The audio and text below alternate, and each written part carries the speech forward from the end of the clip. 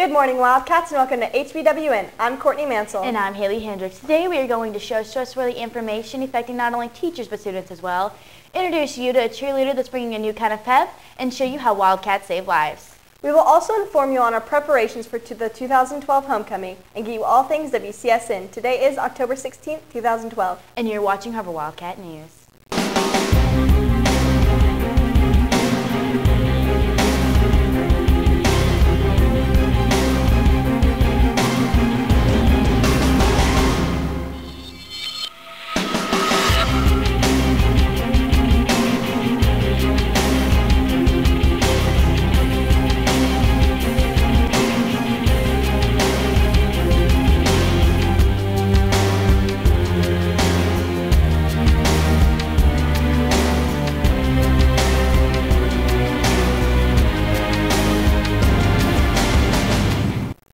Har-ber has always been striving to be the best all-around academic school in the state, but this year we are striving to be even better as something new comes into the picture. This year, Har-ber introduces their first ever scholastic audit, but how much is it affecting teachers? As far as has it affected me a lot in my teaching, no, but in my extra time it's taken quite a bit of that. Honestly, the school has been set up pretty easily where our expectations have been set from the get-go, so this audit is just for them to be able to see what we have been doing from the beginning. The scholastic audit calls for documentation of students' work, but exactly how much more work is required for teachers? As far as actual practices, we are already doing it. We just need to show documentation that we're doing it. So there really is no big change. There's some small things like you have to have posters posted in your room, like the pledge and stuff like that. As a teacher, I've had to spend a lot of my planning time working on documentation. I have also spent a lot of time conferring with my team members, my CTE team members. I think the most important thing to remember about the audit is people are just asking us about the things that we're already doing. So hopefully it's not an additional stress. I think anytime you have to prepare for something of this magnitude, because it's very comprehensive, it tends to be a little bit stressful, but we're just having to gather up information about things we're already doing. So what exactly is it that Har-ber gains from this experience?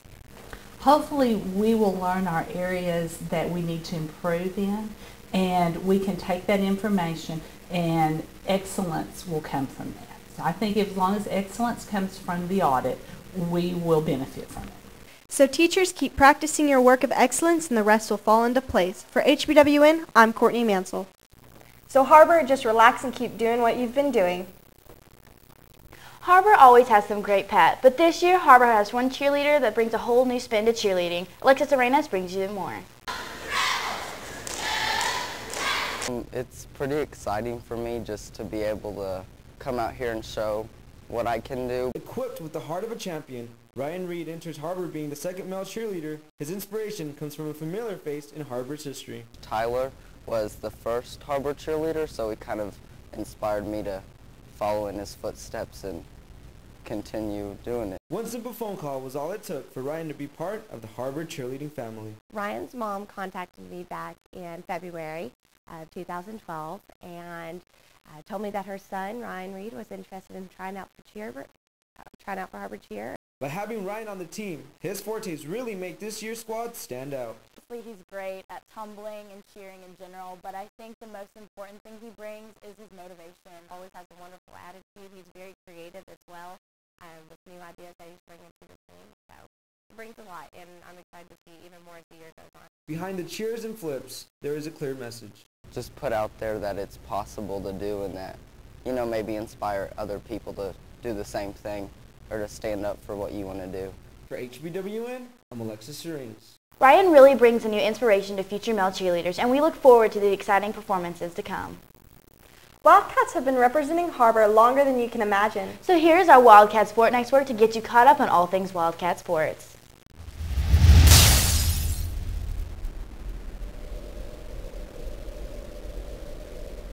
Good morning, Wildcats, and welcome to our second edition of WCSN. Today we have another great show.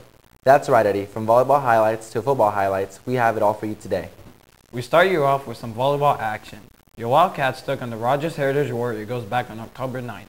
Led by Tilly and Neal, Har-ber tried to get another conference victory. Cole Brothers brings you these highlights.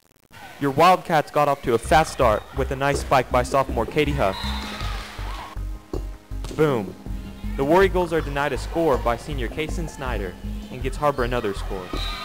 Senior Arden Hall sets up her fellow senior Talia Neal for the finish. Har-ber wins game 1. Boom. The Rogers Heritage fought back in game 2 and tied the series with some nice passing and aggressiveness. Coach him up, Coach. Coach Jones makes sure her players are focused and don't look over their opponent. Hall makes a nice pass to senior Carly McGaugh for another Wildcat score. Har-ber played with more passion and went on to win game 3. Boom. Har-ber won the last 2 games to beat the War Eagles 3 games to 1. For WCSN, I'm Cole Brothers. Terrific win, ladies. That's right, Eddie. Well, let's keep the good times rolling. Your Wildcats football team took on Van Buren Pointers. Matt Bowen brings you these highlights. Take it away, Matt. The 2-3 Har-ber Wildcats took on Van Buren at home. Ben O'Brien adds on the lead with a 32-yard field goal. Har-ber up 10-0. Tucker Lee takes a swing past 21 yards until he's pushed out of bounds. Look at those nasty stiff arms. Tucker Lee takes the handoff inside the 10-yard line. First and goal, Wildcats. Later that drive, Tucker takes it into the end zone for the 6-yard run. Har-ber up 17-0. But Van Buren wouldn't go away just yet. They score through the air here. Har-ber up 17-7. Har-ber would cap the next drive off with this beautiful diving catch by Nick Byrne for the touchdown. Har-ber up 24-7. After moving the ball back down the field, Coppinato finds Nick Byrne wide open in the corner of the end zone. Har-ber up 31-14, headed into halftime. Quarterback Coppinato gets the screen pass to Tucker Lee for the 31-yard gain. Tucker Lee would finish the night with 3 receptions for 64 yards. Har-ber would get in the end zone once again with a 5-yard rushing touchdown by who else but Tucker Lee. Har-ber up 38-14, and the Wildcats win this game 48-21 to move to 500 on the season. Next up for the Cats, Siloam Springs. For WCSN, I'm Matt Browen. Great win, Wildcats. Sure was. Now we bring you our competition video made by our very own Alon Morales. Tell us a little bit more about what we're about to see. The video made for this competition will show off our school spirit and our dedication to our football team in our school. The video will show why we are better than our rival school, Springdale High School. All right, let's see it.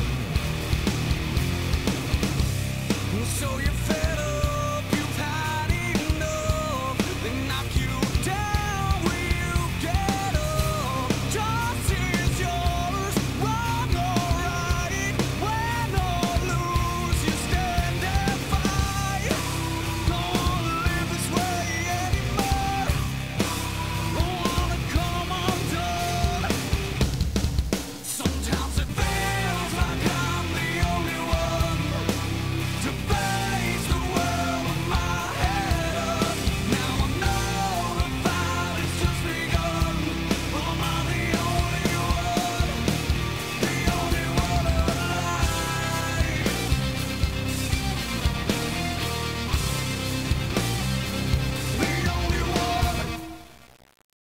The way we can win this competition is if you guys vote for it. There are two ways. One is by tweeting the name of our school and hashtagging HSRival and putting the link of the video on there, or by liking the video on Facebook. Thanks, Alon. Well, that's our show for today. Next week, we'll have more football action and volleyball highlights. For WCSN, I'm Eddie Thiam. And I'm Alon Morales. We'll see you next week.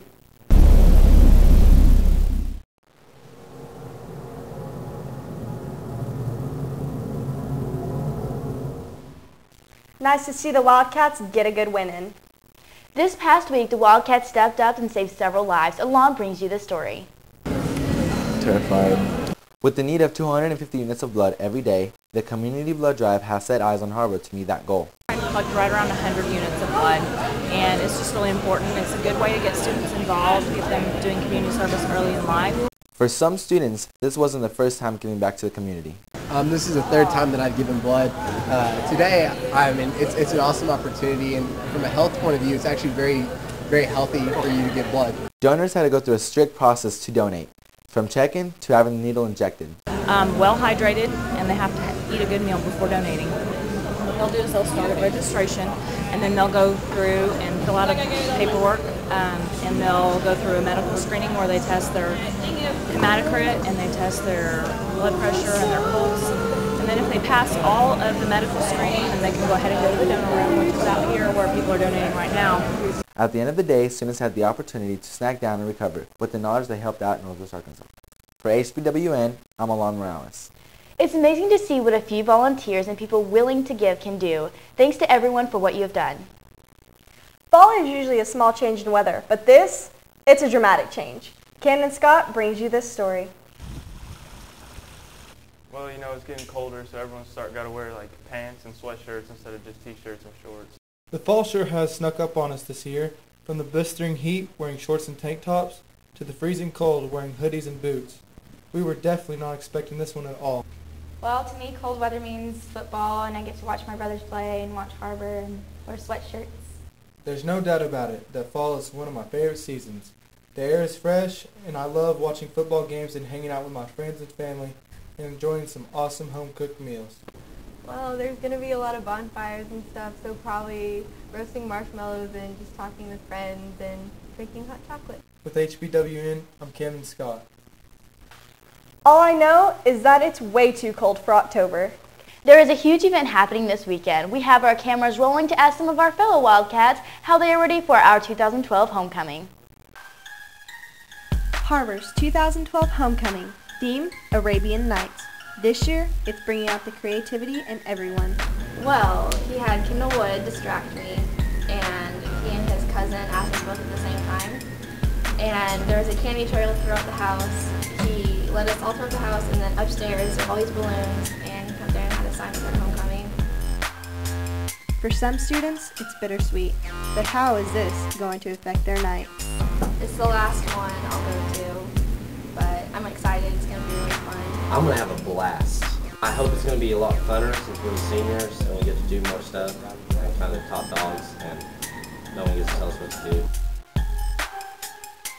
Some students are going the extra mile for preparations this year. It's rare. I've been working on my Gangnam style, like doing the rowdy dancing, and I've listened to My Heart Will Go On by Celine Dion to work on my slow dance. I'm going to go with the Johnny Cash look, all black with a gold bow tie, looking fancy.